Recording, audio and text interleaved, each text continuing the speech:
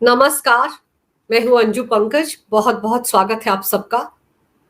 स्वाति मालीवाल के साथ अरविंद केजरीवाल के शीश महल के अंदर 13 मई को मार पिटाई की गई थी और इसका जो सबसे बड़ा सबूत था, ड्राइंग रूम के अंदर जो सीसीटीवी कैमरे लगे हुए हैं उनकी सबकी फुटेज को डिलीट कर दिया गया है।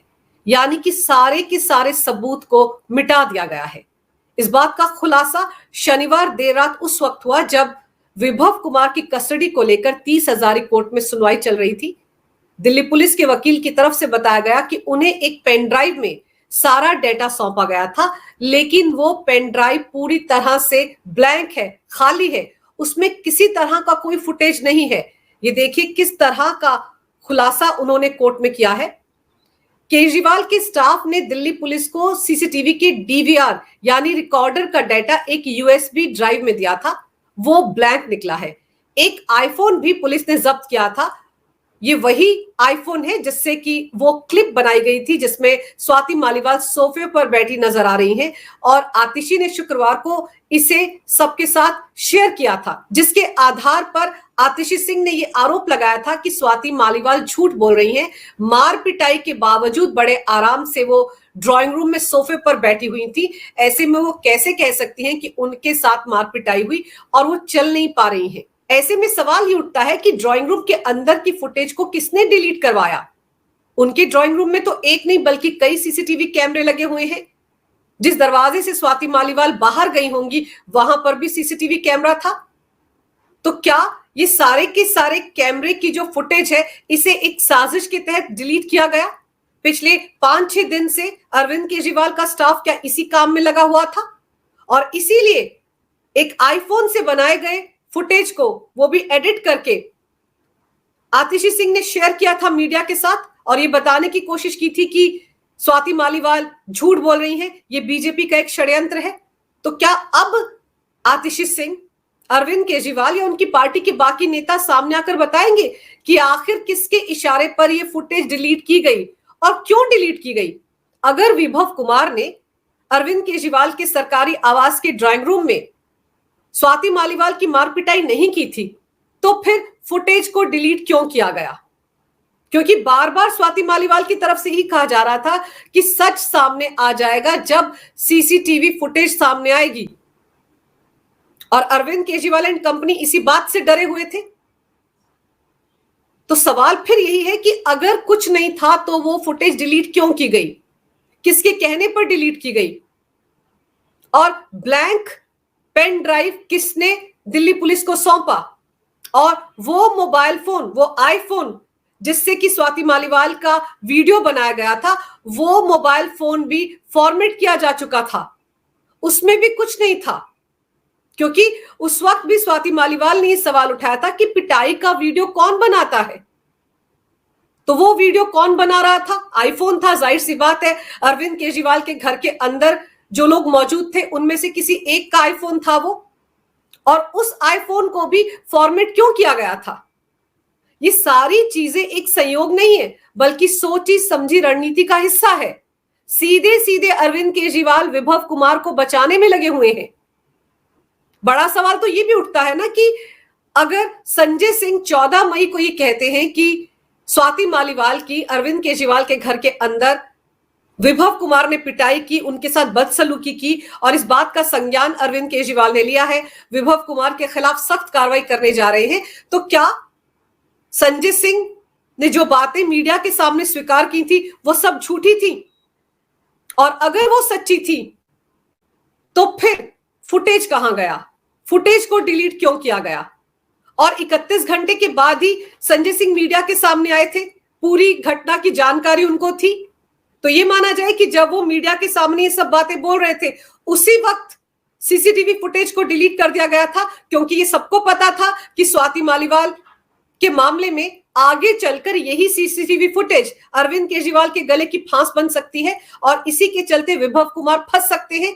तो क्या ये माना जाए कि जब मीडिया के सामने आए थे संजय सिंह उसी वक्त इस पूरी की पूरी फुटेज को डिलीट कर दिया गया था? इसीलिए आम आदमी पार्टी बड़े आराम से बैठी हुई थी, इसीलिए अरविंद केजरीवाल विभव कुमार को अपने साथ लेकर कभी लखनऊ, कभी मुंबई और कभी पंजाब में घूम रहे थे।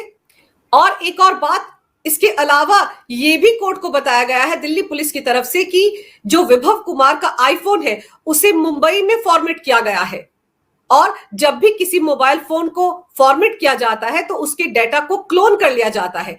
इसलिए विभव कुमार के मोबाइल फोन में क्या क्या फुटेज थी उसको रिट्रीव करवाने के लिए विभव कुमार को मुंबई लेकर जाना पड़ेगा।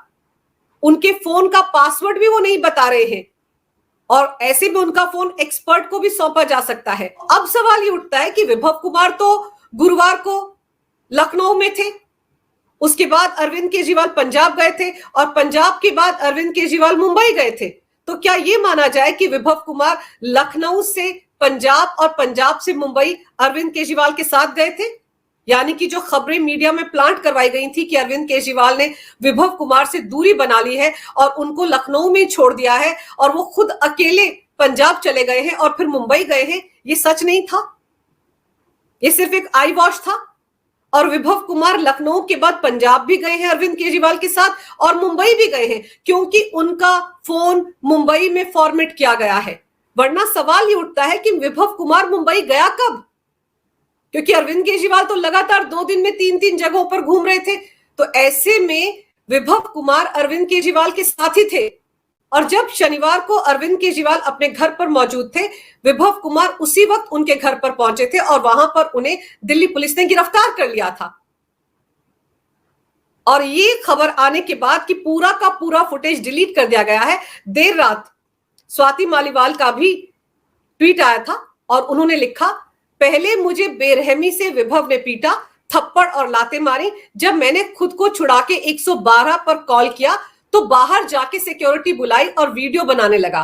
मैं सिक्योरिटी को चीख चीख कर बता रही थी कि मुझे बहुत बेरहमी से विभव ने पीटा है। वो पूरा लंबा हिस्सा वीडियो का एडिट कर दिया गया, सिर्फ 50 सेकेंड का वीडियो रिलीज किया गया जब मैं सिक्योरिटी वालों को समझा समझा के खींच चुकी थी।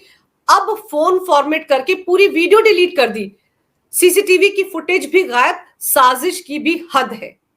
आप सोचिए, स्वाति मालीवाल तो लगातार कह रही थी कि जैसे ही ड्राइंग रूम का सीसीटीवी फुटेज सामने आएगा सच सबके सामने होगा, पता चल जाएगा कि वो झूठ बोल रही हैं या विभव कुमार झूठ बोल रहे हैं या अरविंद केजरीवाल के घर के अंदर मौजूद जो स्टाफ है वो झूठ बोल रहा है। और आप सोचिए, शनिवार को भी आतिशी सिंह ने कम से कम 32-33 सेकेंड का एक वीडियो रिलीज किया था जो कि अरविंद केजरीवाल के घर के बाहर का था, जिसमें 3 सीसीटीवी कैमरों की मदद से वो फुटेज तैयार की गई थी और उनमें कहीं पर भी टाइम फ्रेम नहीं था, कहीं पर भी टाइम नहीं लिखा गया था कि किस वक्त का वीडियो है।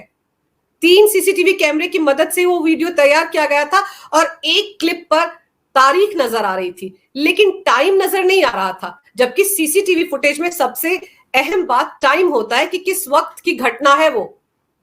तो अंदर का वीडियो रिलीज क्यों नहीं किया गया, ये सवाल उस वक्त भी उठ रहे थे कि अंदर जो सीसीटीवी कैमरे लगे हुए हैं उनकी फुटेज कहां है, लेकिन उसकी फुटेज कहां से सामने आती, वो तो डिलीट कर दी थी अरविंद केजरीवाल एंड कंपनी ने। इसीलिए वो बहुत ज्यादा आश्वस्त नजर आ रहे थे, क्योंकि अरविंद केजरीवाल ने 2.5 मिनट की एक प्रेस कॉन्फ्रेंस की थी, तथा कथित प्रेस कॉन्फ्रेंस, जैसे वो हमेशा करते आए हैं। लिखी लिखाई बातों को वो टीपी पर पढ़ देते हैं और लिंक सारे मीडिया हाउसेस के साथ शेयर कर देते हैं और दावा करते हैं कि प्रेस कॉन्फ्रेंस है। तो सबसे लंबी प्रेस कॉन्फ्रेंस उन्होंने शनिवार को की, सिर्फ 2.5 मिनट की, 2 मिनट 33 सेकेंड। उस प्रेस कॉन्फ्रेंस में भी उन्होंने क्या कहा, स्वाति मालीवाल को लेकर एक शब्द नहीं कहा, सिर्फ ये कहा कि मेरे पीए को गिरफ्तार करके ले गई है मोदी सरकार।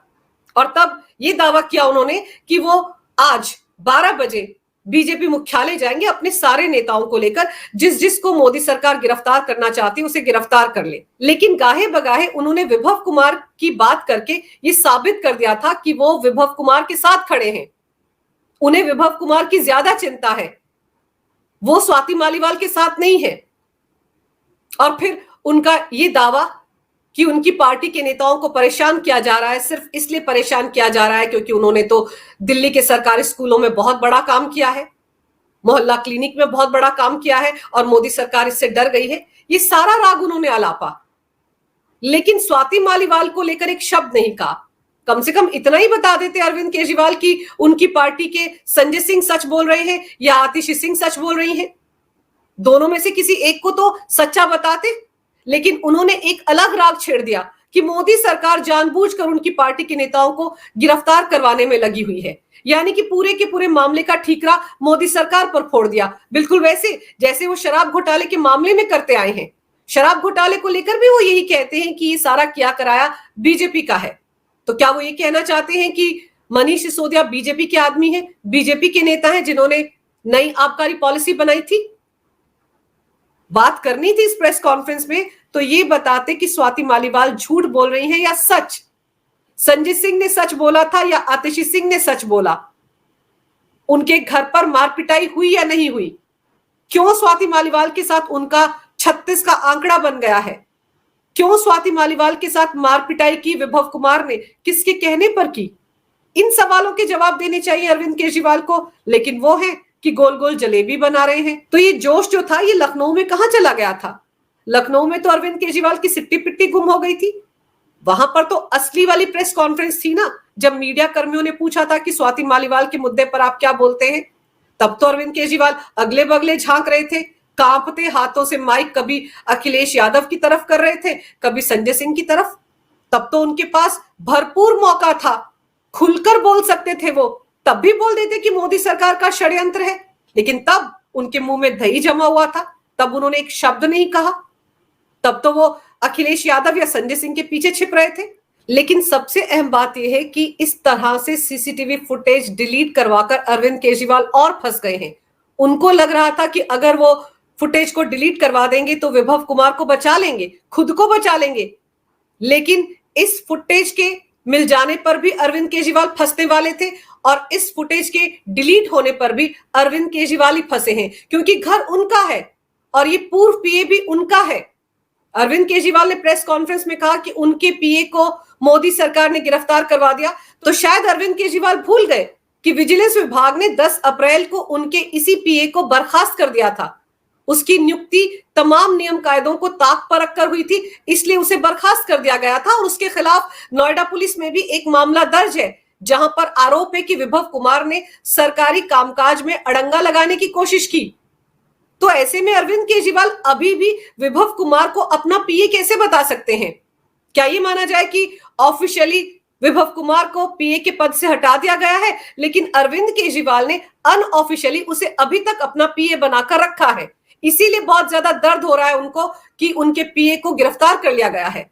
लेकिन अब ये फुटेज डिलीट होने के बाद अरविंद केजरीवाल की दिक्कतें और बढ़ गई हैं। सवाल यही है कि आखिर उस फुटेज को डिलीट क्यों किया गया, सबूत क्यों मिटाए गए? लेकिन गौर करने वाली बात यह है कि शराब घोटाले में तो 170 फोन डिस्ट्रॉय किए गए हैं। अरविंद केजरीवाल ने भी 2021-22 में जिस मोबाइल फोन का इस्तेमाल किया था वो फोन कहां चला गया, इसके बारे में वो कोई जानकारी ईडी को नहीं दे पाए। और अभी जो आईफोन अरविंद केजरीवाल इस्तेमाल कर रहे हैं उसका पासवर्ड भी उन्होंने ईडी को नहीं दिया। तो जिन लोगों को लगता है कि अरविंद केजरीवाल हैबिचुअल ऑफेंडर नहीं है, उनको देख लेना चाहिए कि किस तरीके से स्वाति मालीवाल की मार पिटाई वाली फुटेज को डिस्ट्रॉय किया गया है, सबूतों को तहस नहस किया गया है, वो भी किसके घर में? अरविंद केजरीवाल के घर में। तो स्वाति मालीवाल की पिटाई भी अरविंद केजरीवाल के इशारे पर की गई थी और सारी की सारी फुटेज को भी अरविंद केजरीवाल के इशारे पर ही डिलीट किया गया है। अब देखना होगा कि ये खुलासा होने के बाद दिल्ली पुलिस का अगला कदम क्या रहता है। लेकिन इतना तय है कि अरविंद केजरीवाल की दिक्कतें बहुत ज्यादा बढ़ गई हैं। अगर आपको ये वीडियो अच्छा लगे तो कृपया इसे लाइक करें, शेयर करें। अगर आप पहली बार मेरे चैनल पर आए हैं तो कृपया मेरे चैनल को सब्सक्राइब करना ना भूलें, मेरे चैनल को अपना पूरा समर्थन दें। ये वीडियो देखने के लिए बहुत बहुत धन्यवाद। नमस्कार, भारत माता की जय हो, वंदे मातरम और जय श्री राम।